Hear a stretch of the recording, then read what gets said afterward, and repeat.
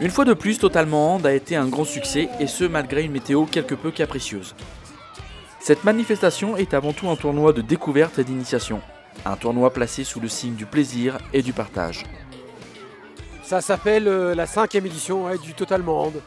5e édition du Totalement Hand qu'on a fait depuis qu'on a commencé une première année sur la ville du Havre et qu'on fait maintenant depuis 4 ans au stade Maurice Baquet. Cette année, on est arrivé à 1300 enfants, 1300, donc 300 collégiens, c'est une première cette année parce qu'on a accueilli des collégiens hier sur toute la journée.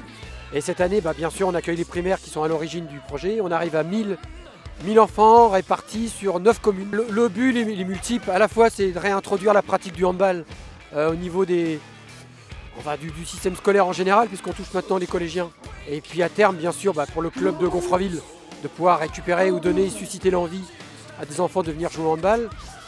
Mais c'est aussi que le club de Gonfreville soit porteur et soit à l'initiative d'un grand projet d'agglomération. La section qui est porteuse de tout ce projet, c'est bien sûr le SMGO handball.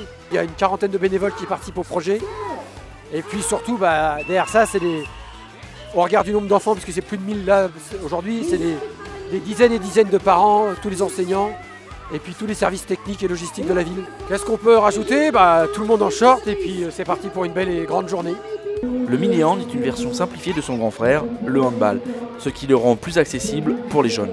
L'intérêt de venir à un tournoi comme ça, c'est d'évaluer les enfants d'une partie, au niveau de la solidarité dans une équipe, de voir comment ils jouent, comment ils se comportent.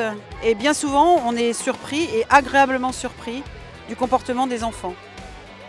Parallèlement à ces rencontres sportives, les classes devaient présenter le drapeau du pays qu'ils représentaient. À la fin de cette journée, les enfants sont repartis avec des souvenirs plein la tête, avec l'ambition de relever le défi l'année prochaine.